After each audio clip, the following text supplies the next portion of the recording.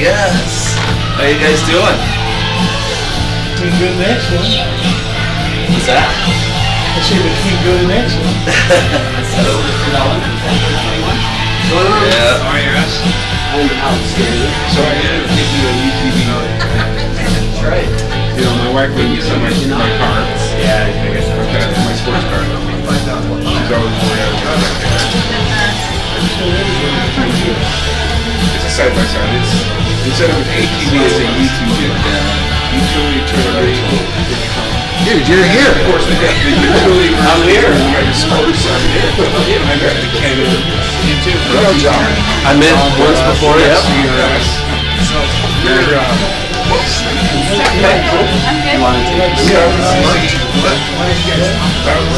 The next talking about is there anything I updated the computer chip and I don't even know what's going on. So We'll throw together something. anyway, so it's about perfect horsepower. Is the real 10%. You want to change. That's about it.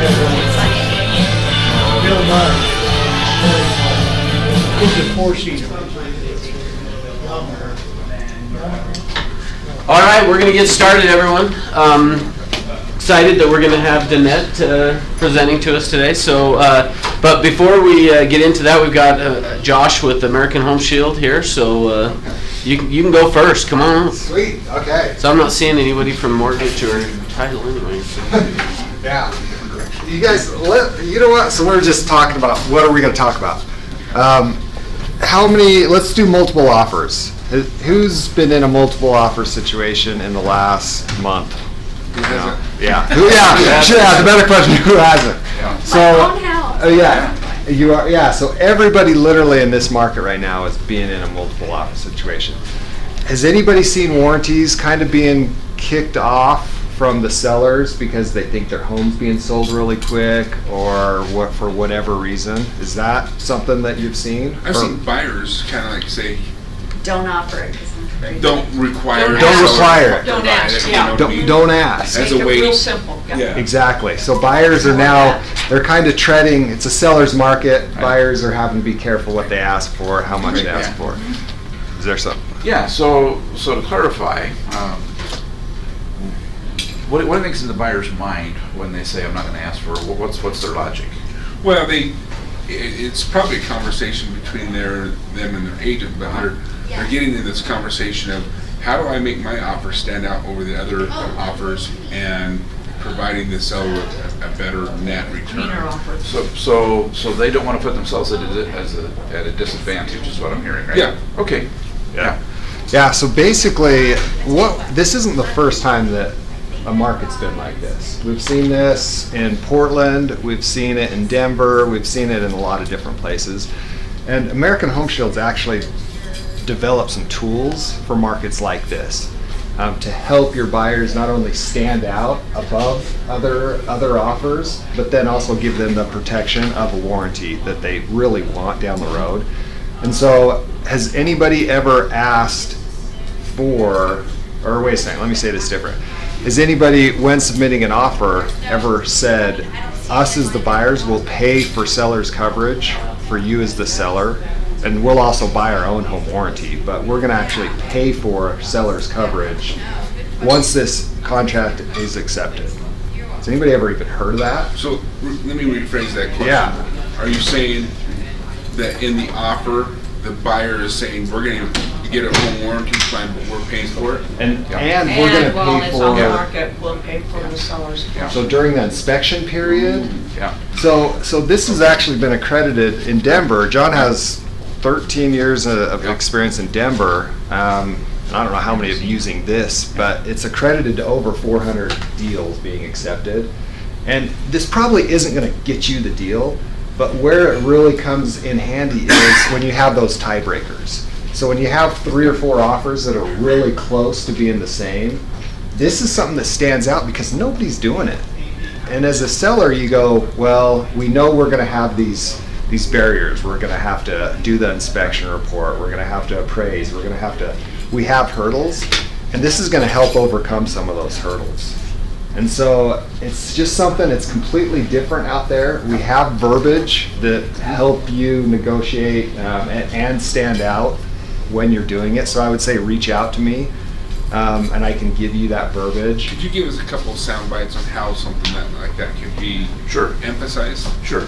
So in talking to a buyer, the talk track is, if asking for a warranty puts you at a disadvantage, then offering a warranty puts you at an advantage, because the seller, to Josh's point, is looking for, if everything else is pretty close to being equal, they're looking for a tiebreaker. They're looking for the choose me, right? And so that's the talk track to the buyer. This is a strategy that we're relatively certain that particular seller is not likely to see with any other offer. And so we've actually studied this over a number of years. We know when it works, we know how it works, we know which buyers and sellers to target, we know which properties to target, which price points, all of those sorts of things. And so really it's just a skill set of saying, in this transaction, I think this is the time to pull this tool out, and I think it has a really good chance of working here on this property. And Josh has all of those details. Now, to the other advantage of the buyer is this: deals fall, right? For lots of reasons. If I'm the buyer and I make this offer to a seller and that contract gets accepted, and then we do service work for that seller prior to closing, and then for whatever reason the contract falls, maybe it doesn't appraise, maybe the buyer doesn't finance, all those sorts of things, the buyer has no obligation to us, and the seller doesn't have to repay for the service.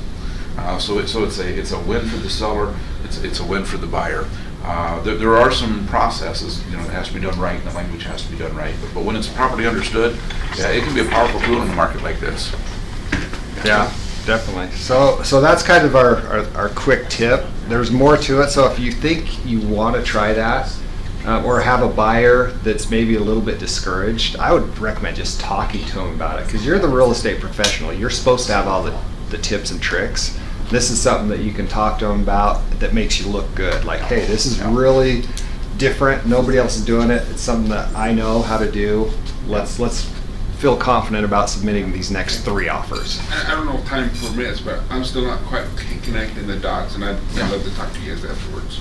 Okay. So. Yeah, definitely. Let me. I'm not really connecting it either. Yes, sir. With that being said, explain exactly what the benefit is to the seller. Okay. So if I'm the seller and I have 3 similar offers, I need a tiebreaker. I need something to lead me to one. That's one. The second one is, in this market, we are seeing a rapid escalation of failed contracts, right? So to the advantage of the seller is it helps communicate that this buyer wants to be easy to work with, and this buyer wants to solve problems before they even arise, because the buyer is offering something of value to the seller above and beyond just the price of the home. That communicates, I don't want to have inspection issues. I don't want to have resolution issues. I don't want to have challenges with negotiation. I want to proactively prepare ourselves for all these sorts of things. So that's one advantage to the seller. And then the other thing as well is to find the right property. If you go into a 4-year-old property and use this strategy, the seller doesn't care. So what strategy are you talking about? With the buyer inserting a clause into their offer that says, essentially, I will purchase my own home warranty, and upon acceptance of this offer, I will also extend warranty coverage to the seller from contract date through closing at my cost. That's essentially what the buyer is saying. Okay. So the seller gets the I think that's same the key. coverage, home warranty coverage. I see. I get it. Exactly. That's what we need. So if the inspection says that something don't work, then you cover that, is that? Well, If it breaks down, yeah. it would depend on what the circumstance. Obviously, if something's been broken down for 6 months already, it wouldn't be covered. But things like, gosh, here's a cracked heat exchanger that nobody knew about. That classic example. Our undetectable pre-existing coverage would apply to that. So it's about the coverage on one level, but on another level, it's also about the buyer trying to communicate something of additional value to the seller that the seller's not going to see in a competing offer. Now the coverage starts before it's actually paid for, because it's paid for out of closing, right? Exactly right. Yeah. Exactly So right. that's another benefit that you can use to sell Exactly. to your buyer. To the buyer, yeah. Yeah, Yeah, there's exactly. no Yeah. out-of-pocket cost right away. Exactly. All right. And the buyer, even though the seller's coverage, the buyer The is loop not. is closed. Okay, The- great. Yes, yes. Well, you guys, right now, like, Yeah. especially with the temperatures being so hot, if you have listings, man, put seller's coverage on. I mean, it's just such a great tool when you have something go wrong during the listing period, and you can come in there and say, well, hey, we put a warranty on it, and it's going to have coverage. It just makes you look amazing. And believe me, people give referrals to people who they think are amazing. So. But yeah, okay, so any other questions? Is that? One thing that I've found with home warranty companies is, you don't cover pre-existing, right? We cover pre-existing unknown. Undetectable. I Yeah. thought we were doing that for all of our listings. So not pre-existing conditions, but undetectable pre-existing conditions. No. It's available Yeah. through these guys. And how much is how much does it cost? So the most popular plan for the buyer is going to be $475. It's called the Shield Plus. Our seller's coverage is $75. So the plan that you want to talk to your buyers on this is going to be $550 for the total cost for the warranty. So yeah. Cool. Okay. Awesome. Okay, you guys. Thank you. Thanks. Okay, thanks. Yeah. Okay. Okay. We'll turn the time over. Everybody here knows Danette, Oh, you right? want to sit there? No introduction needed. She's awesome. Okay. Thank you. I'm glad you're all here. How many, were any of you here last quarter when I gave this presentation? No. I was thinking you were late. late. Okay, good. Well, I am so excited to be giving this presentation again. I have a lot of information here, and I don't want it to feel like I am just like hosing you with so much, and you're trying to, take it all in. But I'm going to move kind of quickly, and my goal is, even if you just pick up a few things, right, that you can use, you'll be happy, right? You'll be thrilled. So, this goal setting program, Drive the 5, is something that years ago I started developing when I was selling new construction. I'm also a licensed broker in addition to working in marketing and PR now. I don't actively sell right now, but when I did, I had a sales team, and I developed this goal program to teach them. And then I also had the opportunity to go into the Salt Lake County jail system and teach it during Life Skills Week. So it was an incredible experience for me. So that's kind of the genesis of this. And as I've taught this throughout the last 13 years or so, people have always said, oh, I love to have the handouts or the quotes or whatever. So I do have those online now if you want. If you want to talk to me about it, I can show you where to get them. So you can take notes today, but then you can just go to drive5.com, and there's a little workbook there you can download if you want to, so that it explains it all a little more. So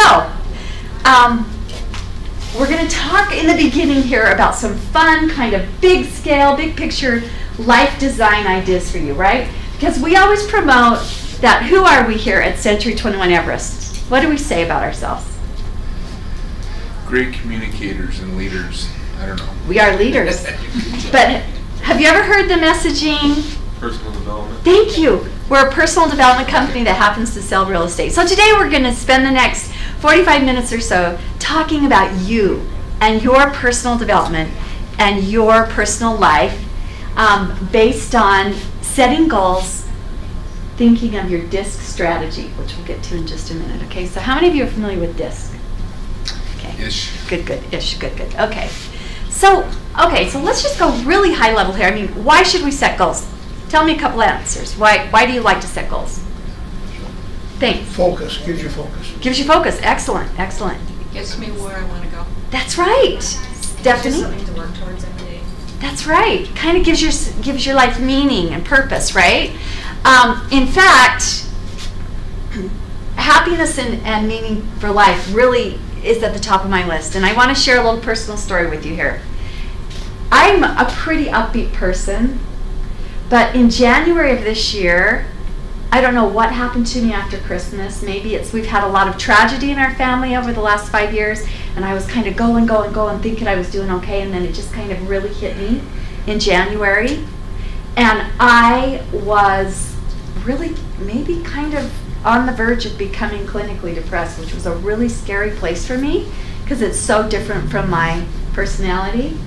And so I went to a therapist who said to me, among other things, I want you to make a list of things that you value and start doing them.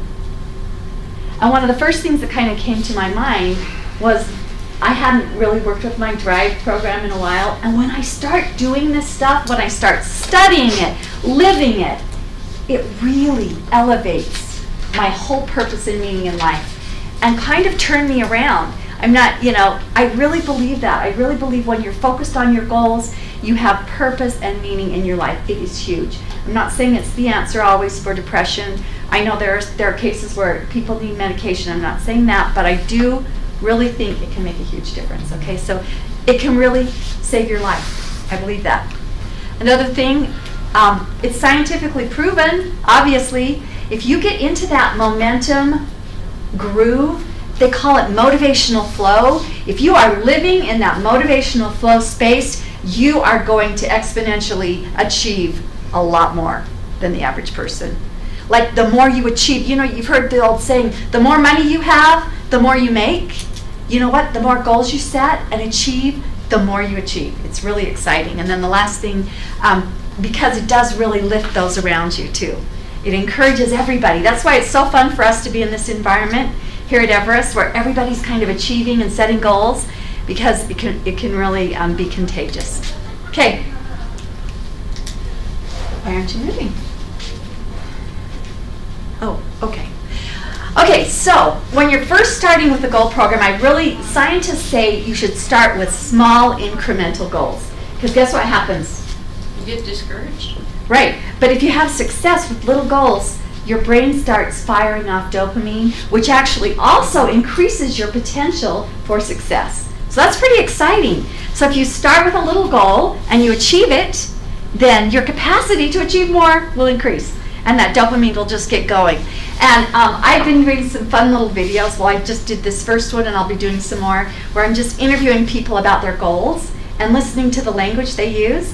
So I went up the street to Crumble Cookies, which if you haven't been there, they just opened, and they have amazing cookies right a block away from us, a few blocks away from us. And I wanted to listen to Spencer, without any prompting from me, talk about how it felt to achieve his goals. Oh, how come my video didn't start? Okay, well, darn it. I don't know. I said to start it when I clicked it. Do you want to look it up real quick? It's on your computer. No, it's okay. It's on.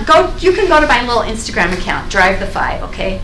And just listen to Spencer on the E part, execution. So basically what he said was, I set a bunch of goals, and then when I achieved my goal, it felt really good, and then I achieved the next little goal. So he's a really detailed person, which we'll talk about in a minute with DISC, but really cool to listen to him talk. So you can hear people talking about that dopamine firing. Okay, so we're going to start once again, like I said, with assessing your DISC style today. We'll just do a little quick and dirty thing, and then we'll talk about the importance of taking the wheel and go through a thing called zero base.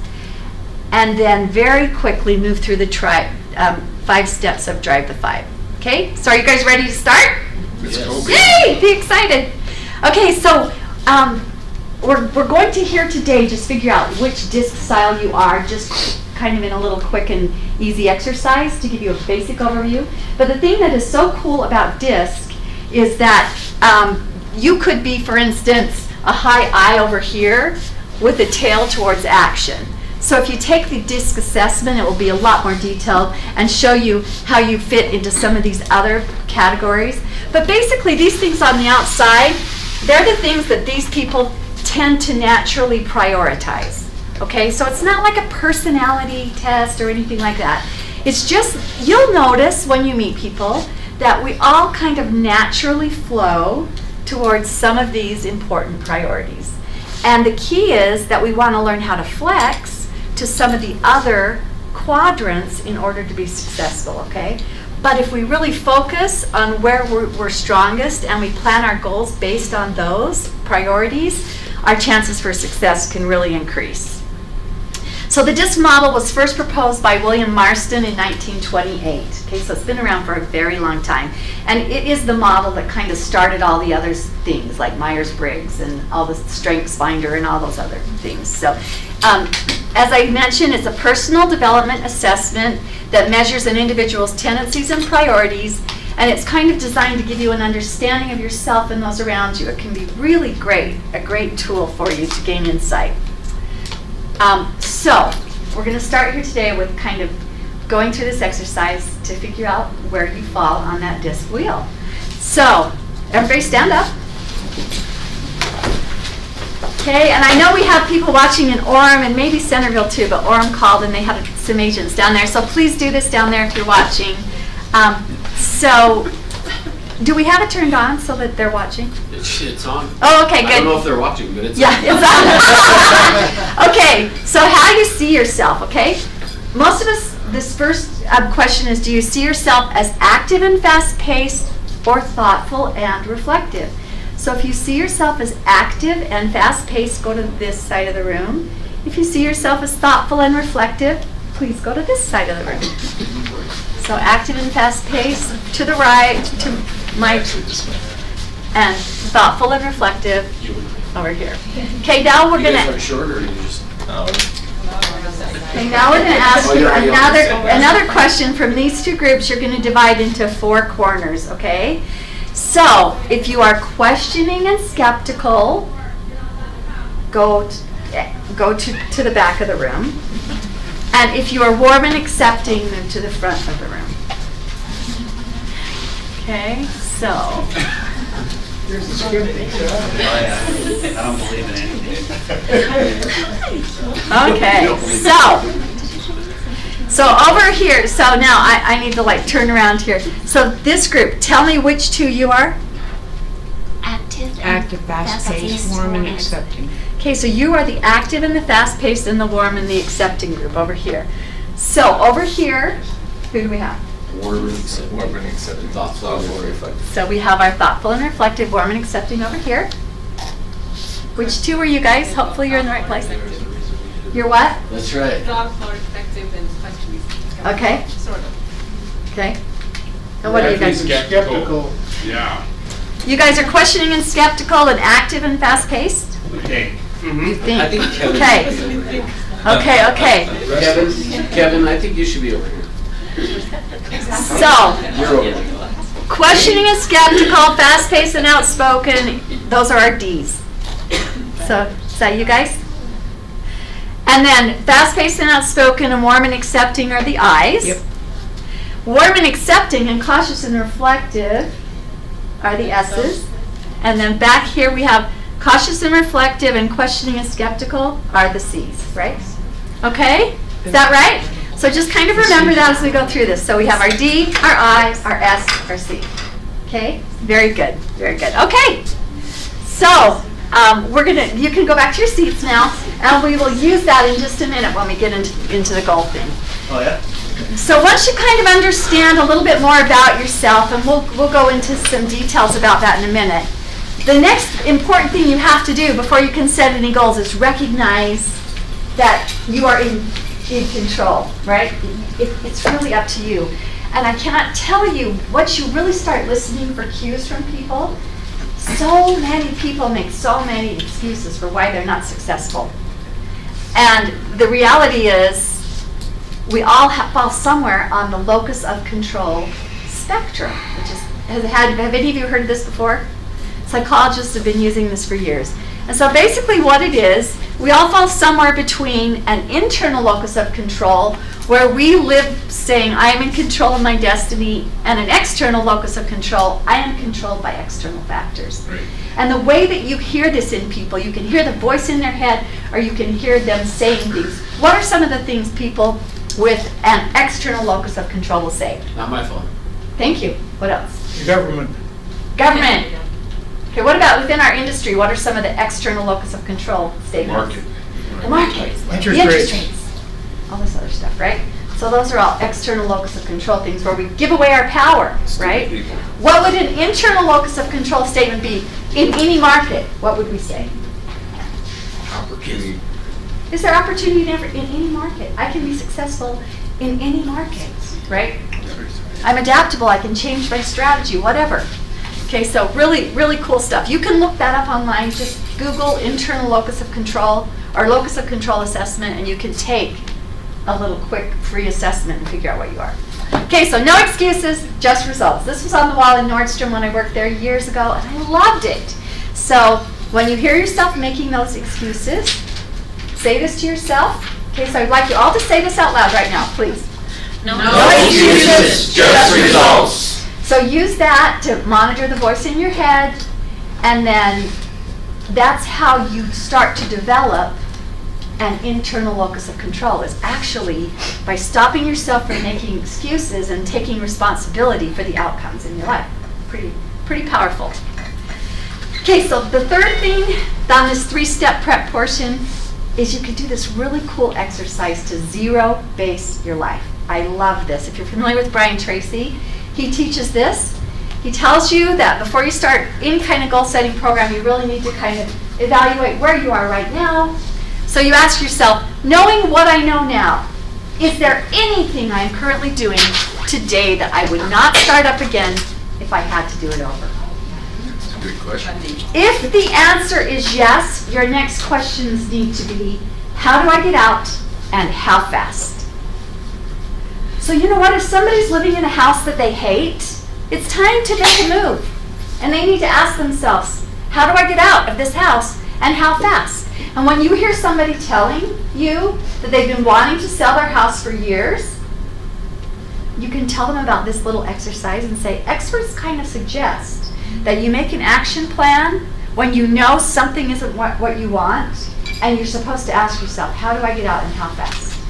So we're not going to sit on this overpriced house for months hoping somebody pays us. We're going to get you to your new life as fast as possible. Okay, so, okay guys, what do you want in your life? Some of us can't figure it out. So here's another cool little Brian Tracy trick that I love. He says to get a notebook, call it your goal notebook. And every night for 2 weeks, this is what you do. You open it to a clean page and you write down all of your goals first person. I drive a Mercedes convertible, da-da-da-da-da-da, whatever it is, right? And you write those, and then you turn the page, and you can't look at the page. The next night, you write a list again. The next night, you write a list again. And he said, eventually, the goals that you really want after doing this for 2 weeks will rise to the top, and those will be the ones that you're repeating over and over. You'll gain clarity. It will get really clear to you what you really want. So I think that's a cool exercise that you can do. Okay, so when I'm teaching this goal setting program, I really encourage people to think about their whole life, right? Their foursquare life. And we focus a lot on this career and finance and health and fitness. But I think the passion and fun and the relationships part, you know, I mean, think about all of your relationships, right? Like your professional relationships, goals you can set there. Not just finding your soulmate, you know, or dealing with your family. But we have lots of relationships where we can set goals. And passion and fun for me, this kind of is kind of my why for all the rest, right? I love to put things in my little passion and fun thing, like, okay, I want to buy these bar stools. And then that'll get me going on my career and finance goals, right? It's kind of my why section. Or maybe it's a vacation to Europe or whatever. But this is the fun part. So these are the 4 areas that I would like you to just take a quick moment and just maybe write down 2 ideas in each area just really fast. We're going to take 60 seconds and do that.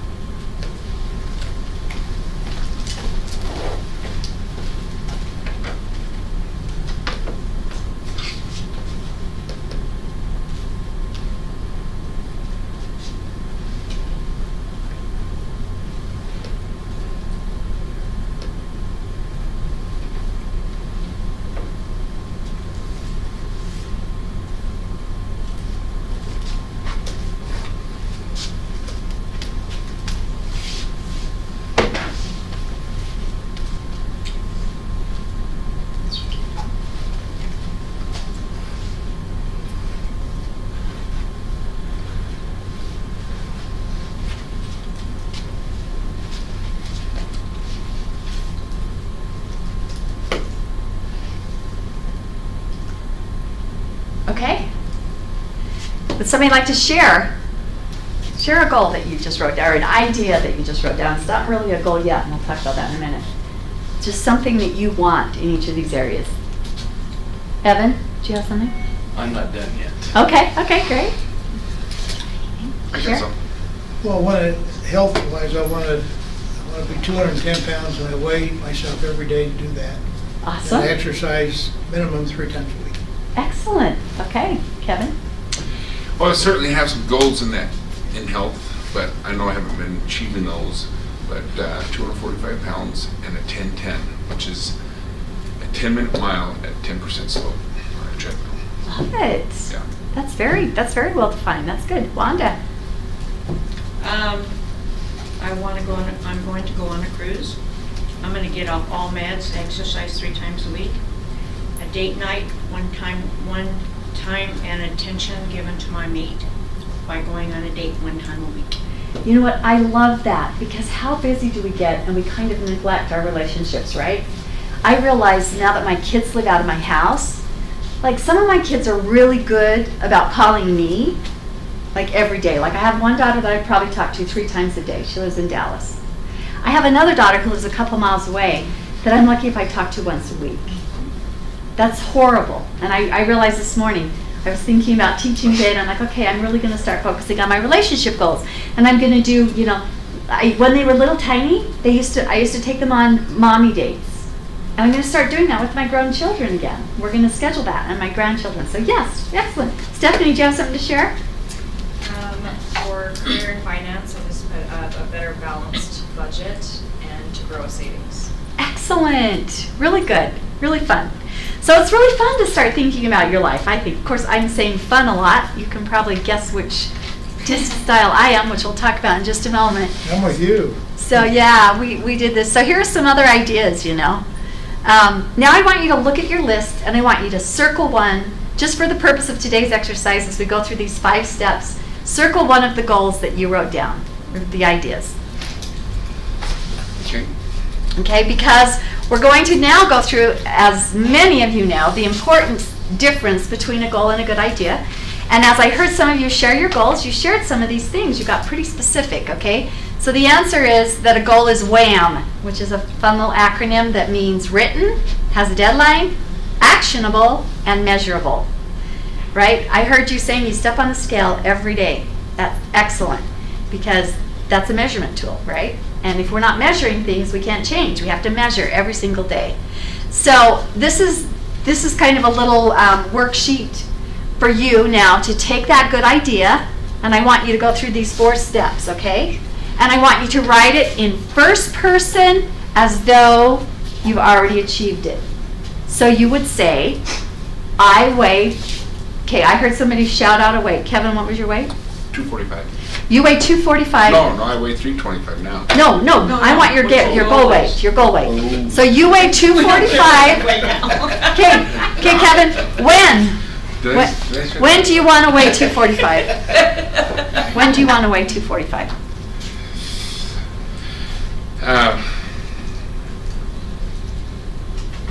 6 months. That's doable. Okay, what would that date be? What's Well, today? you're making me bring this into the present. Right? December. So I have it on my ring. I can just kind of. No, it's great. It's great. Just for the purpose of our exercise, let's just do this. Okay, December 31st. How about Christmas? No, Christmas, December 25th At what time? at 7 p.m. Okay. So now what your goal would say, I weigh 245 pounds on December 25th, in 2018 at 7 o'clock p.m. That is such a clear deadline. You have so much clarity on that. Because we want them at Christmas morning. Okay, 7 o'clock a.m. Okay, so wake up. Merry Christmas, Kevin. That's wonderful. That's right. So do you see what kind of clarity that gives you? And just like Emotional connection. the emotional connection, it starts to become real, right? Yeah. So you have to get that kind of clarity on your goal. Like down to the time of day that somebody could come up, put a scale in front of you, step on it and measure it, right? We know that you've achieved it or not at exactly that time. So that's the kind of clarity we're looking for. I have a question on that. I mean, how My issue is when I do this, because I've done it before, is I'm not realistic on these. Okay. Well, what does I'm that- very optimistic about it when I set them, but when, as time goes on, obviously we can adjust. Right. But still, I don't feel like I mean, it's pie in the sky type. Yeah, you know what's really interesting though? Okay, we'll talk about that a little more in a minute. Okay. Because sometimes I think when you say you didn't achieve it, if you really, really look closely, you got to think, did I fail or did I quit? Because sometimes, like, did you really, sometimes we really don't follow through. I'm not suggesting that's what happened in your case. But I think it's really important to talk about that actionable part, like what is kind of realistic. I know they say set impossible goals, but you know what? I'm all about those small, quick wins that we're going to talk about in a minute. And I think that you do need to set a goal that makes you stretch, but you do need to set a goal that's attainable. Okay? Okay, so now we're going to move into the 5 steps. So did everybody circle one of your ideas? Okay, so now we're going to define yours, just like we just did with Kevin, okay? So first thing, what? So write it down, first person, like with him, I weigh 245 pounds. That's the what.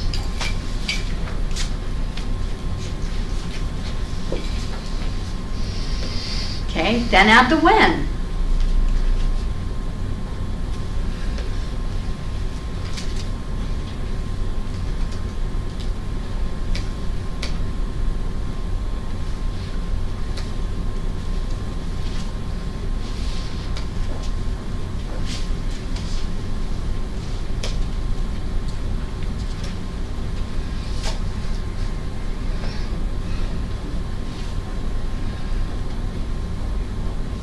And now the fun part. We're going to bring back in that DISC strategy that we talked about earlier. So you need to develop a DISC strategy. So for me, being an I, my DISC strategy has to be fun and have rewards. Okay. So we're going to talk about those four DISC. Who were our D's?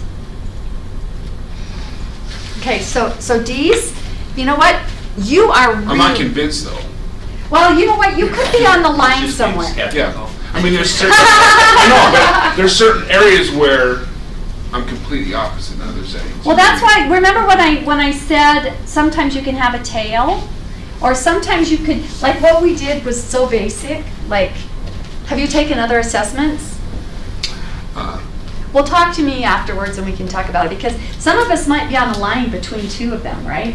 Or we might be slightly inclined, Head-sitters. moderately inclined, or highly inclined, right? So you could kind of be different places within that quadrant. So yeah, we can talk about that. I'm But anyway, so our D people, are the most driven.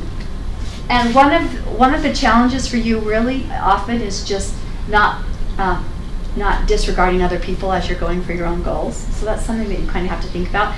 And another thing is becoming really impatient if you don't see immediate results. Because results is really high on your priority list. So you need to be patient a little bit with yourself, because you might quit if you don't see results immediately. So that's a little information for D. For I, I people, can you raise your hand? Again, yeah.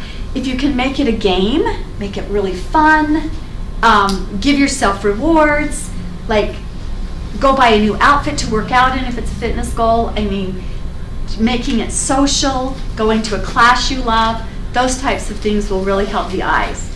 D people also, if you can get into a contest with somebody, your competitive nature and the challenge part of you comes out, that is huge. Like if you can train for a marathon or train for an Ironman or whatever, and you're competing with somebody else, it's going to really drive you to be successful. Our S people, who were the S people? Okay, so you are so incredible with team goals. Sometimes you might kind of neglect yourself.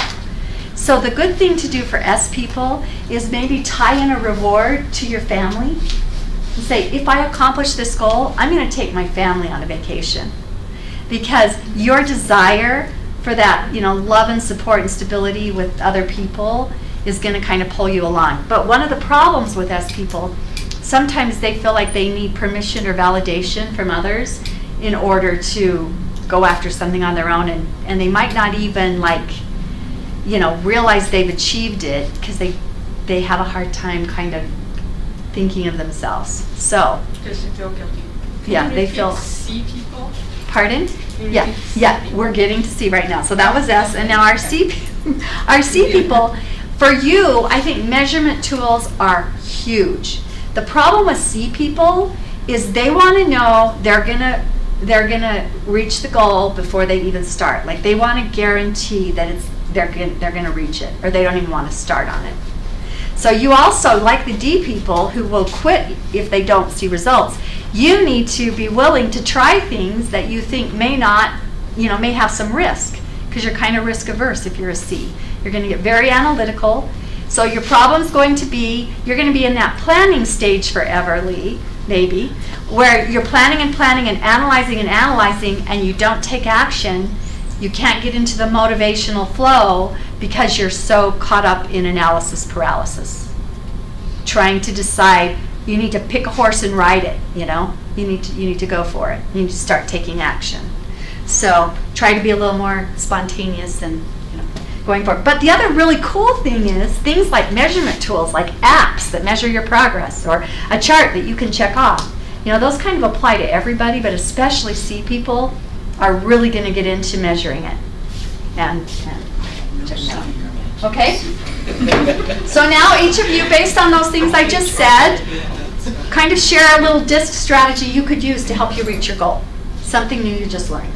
Can you write it down, please, on your list? You said what you want, when you want it, and now you're going to talk about what kind of DISC strategy you're going to use. Something specific, like maybe you're going to look for an app, or you're going to buy a new outfit, or you're going to find a buddy. Like those I's again, and the S people too. Find a workout partner, an accountability partner, whatever, to help you, because you're both more socially inclined. Okay. So here's some ideas. Take a fun Zumba class 3 times a week. Eat clean 6 days a week, and then cheat Saturday to Sunday. Those kinds of things could really help you stay on track. Okay, so that was the D. We've got 13 minutes here to get through the rest. I just talked about all those things. Okay. Another question. Yes. Sorry. So I figured I'm an I, S, and a D. Okay, I'm stronger in the I, but I have tendencies towards the S and the D. Okay. I have no C in me whatsoever. Okay. Absolutely zero. I hate charts. I really. Yeah. I don't like paperwork. I don't like any of that stuff. I'd rather go out and talk to a person than be on the phone and do that. But that's okay. Anyhow, but I think it's important that I try to incorporate a little of that C, because it's really important. You really need to be well-rounded. You really do. And that part of that C is very important to my success in my goals. Because the C is going to give you the structure that you need. Right. Yep. Absolutely. Absolutely. And you know what though? I think if you could find a way to find a chart where you put stars on it or something, and it kind of lights you up a little bit, make it fun, make it a fun measurement tool, that would help you with structure too. Okay. What we want most wins, right? In the moment. I love this picture. Really so another fun little strategy, like take only one bite. Yeah. Okay, so now we're going to talk about our roadblocks. Like on that last picture that I just showed you, if you want to become really fit but you love dessert, that could be a roadblock, right? So you need to become strategic about the roadblocks you might face and what you're going to do about them. So as part of removing roadblocks, it's so much fun to think about your resources that you already have. It's really cool. So if you have a fitness goal, make a quick list of your resources. They could be things like maybe you already have a gym membership, a body that moves, an alarm, a meal plan, a calendar to track things. a new outfit, whatever it is, a new playlist on your iPod. I mean, there are so many resources that you can rally. And when I have people go through this exercise, they get really excited, recognizing how many resources they already have that can help them achieve their goal. And then you can do a little audit and say, what resources might I need still in order to accomplish this goal? Okay, maybe those would be things like, we'll get to those in just a minute. Okay, because Thomas Edison said, when you have exhausted all possibilities, remember this, you haven't. Don't you love Thomas Edison? He's amazing. Okay, so after you've made a list of your resources, and maybe just write down a couple, okay, that we just talked about. Do you have a couple of resources already that you can use that can help you?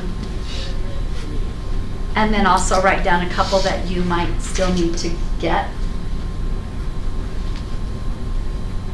I'll give you, yes? Before I forget to ask you, would it be possible to have you email me that? Yeah. Okay, thank you. You can download it online. I'll tell you where it is. I have a PDF of it all. Okay, cool. Okay. So another thing, of course, we all hear this a lot, right? How our doubt and fear will stop us before we even begin. So read the 5-second rule with Mel Robbins. It's incredible. It's a really great tool to help you when you find doubt and fear creeping in. My daughter just gave birth to twins 10 days ago, and all throughout her pregnancy, she would become like almost paralyzed with fear because she was in a high-risk situation and she was afraid that those babies were going to die, and she wasn't, something horrible was going to happen.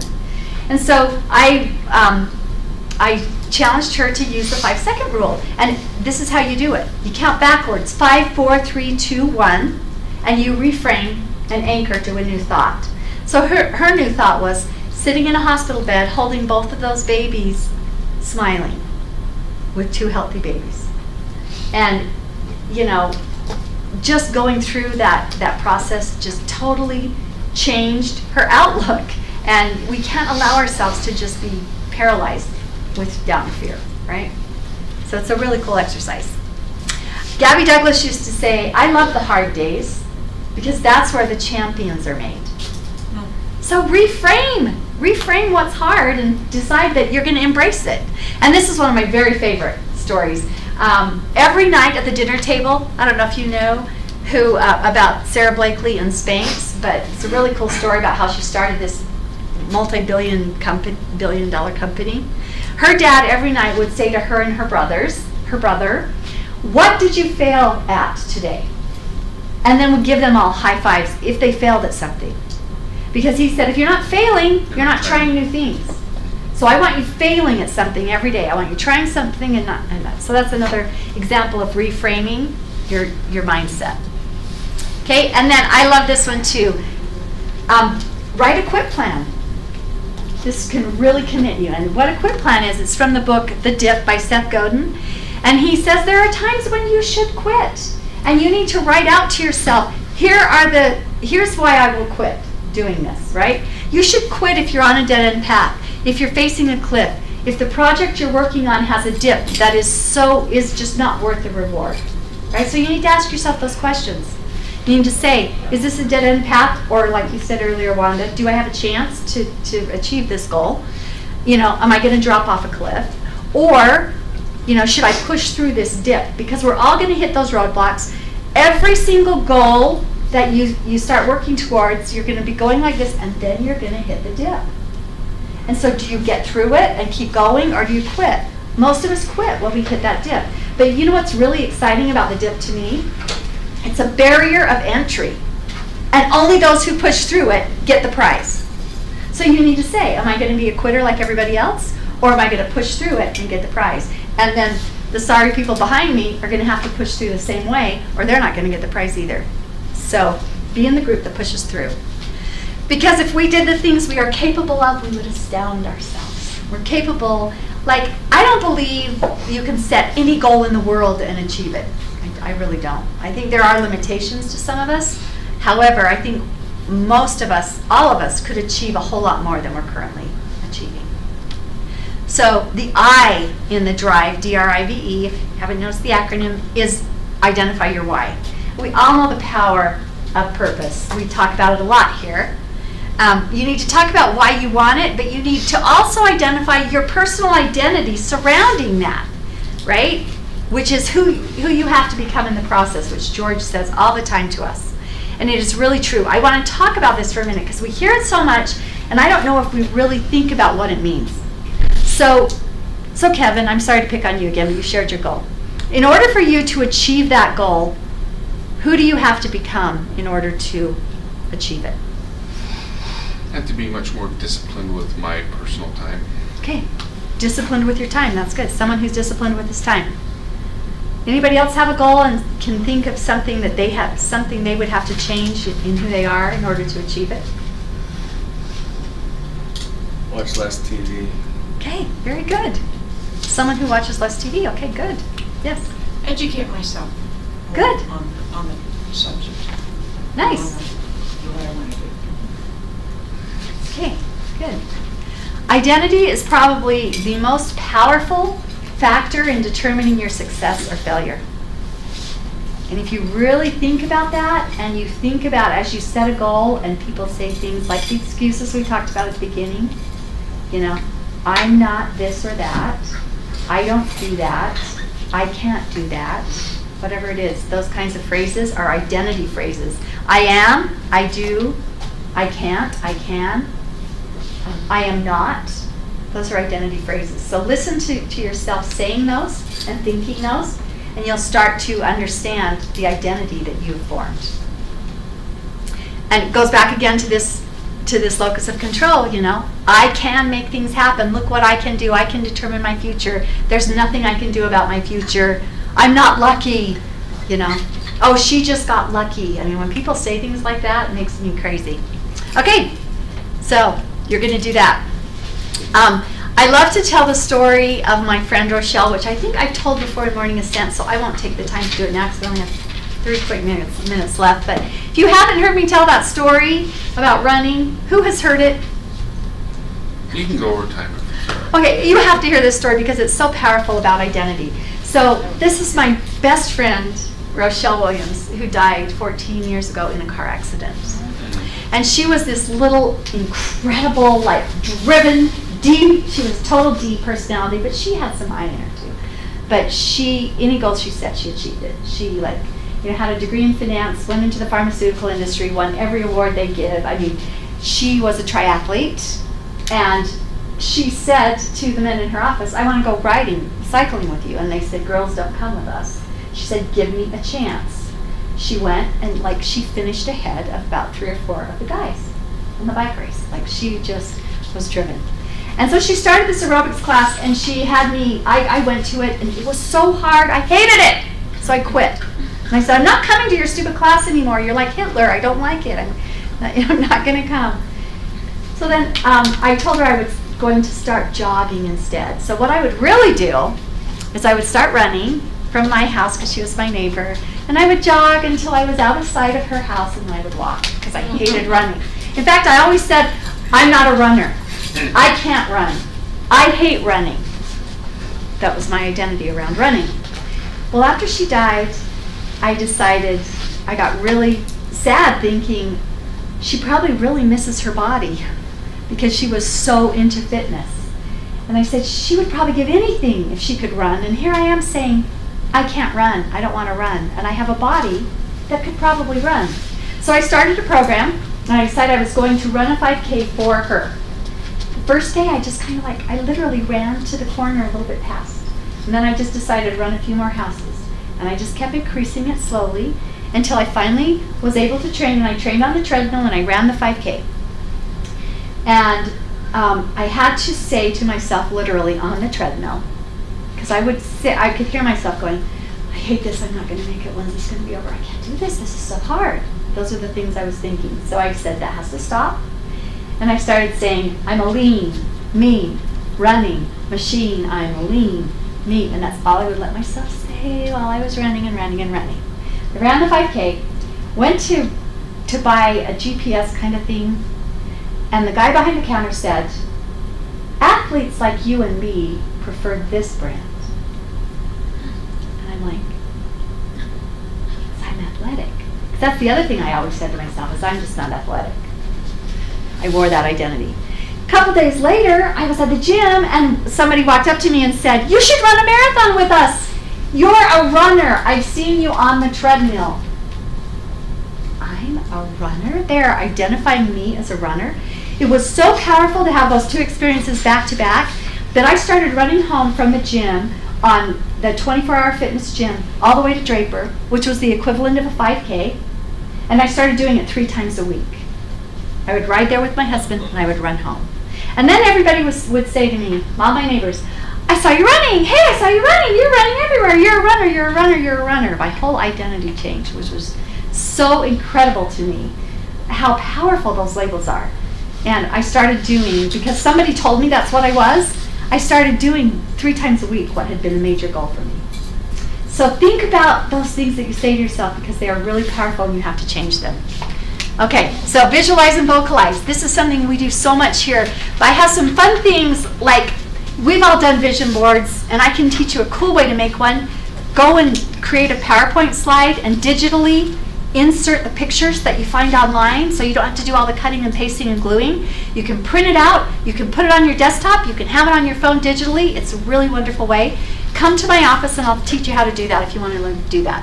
Foursquare Life poster is the thing we did at the beginning. Just get one of those big poster pieces of paper and just write all your fun stuff on that and put it on your wall. Create an affirmations poster. We do our affirmations here, but even just in a notebook, write them down, say them every day. And then this one I absolutely love. Write a letter to your future self. Kevin, yours would say, right, date it Christmas morning, Merry Christmas. 2018. Merry Christmas, Kevin, you achieved your goal. I'm so proud of you.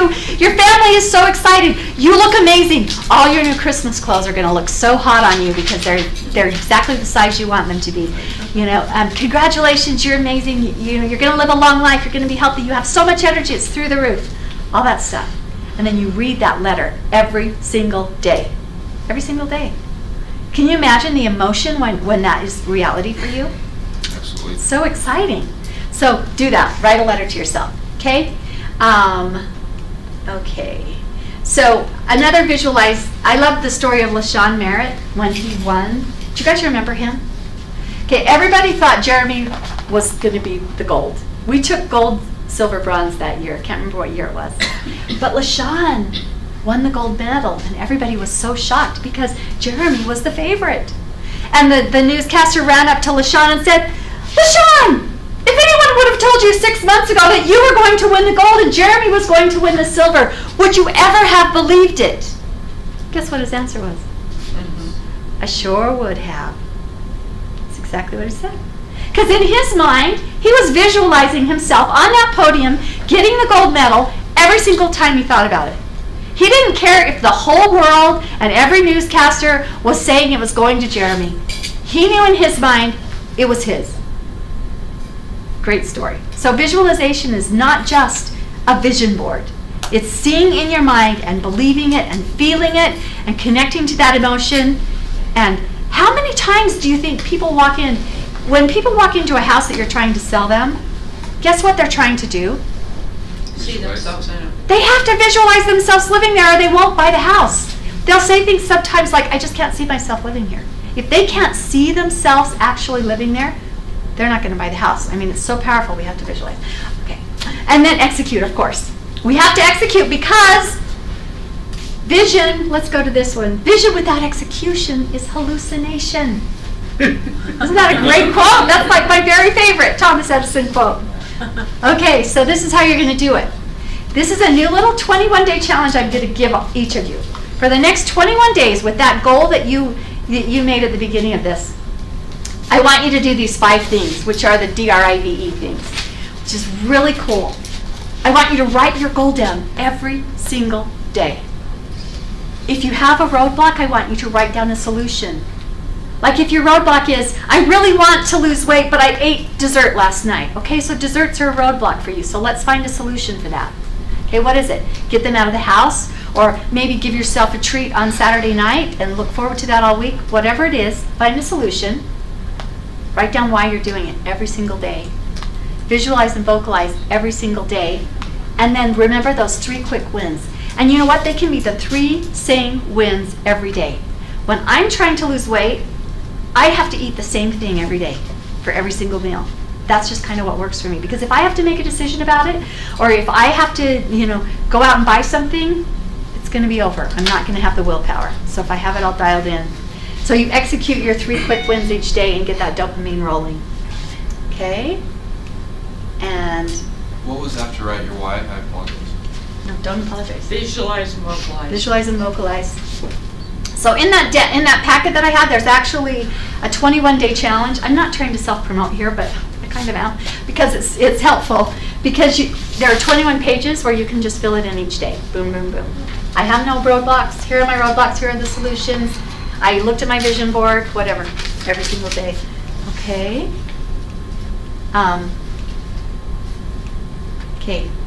I won't tell the story of the butterfly except to say that everybody thinks, that a chrysalis is a hard shell. Do you really know what it is? They actually shed their skin, and it's what's underneath. It's incredibly vulnerable, which is kind of what has to happen when we want to change.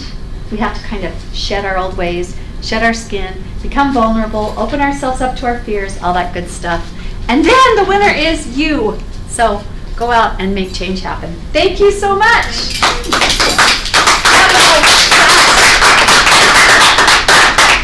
It's fun. Thank you. So how should I get the PDF from you? DriveThe5.com. Oh, what? Drive what? Drive the 5. Oh. So can we get to ask any questions? Yes, please ask questions. Okay. Love it. I just thought you guys wanted to be out here at 12:30. Oh, yeah.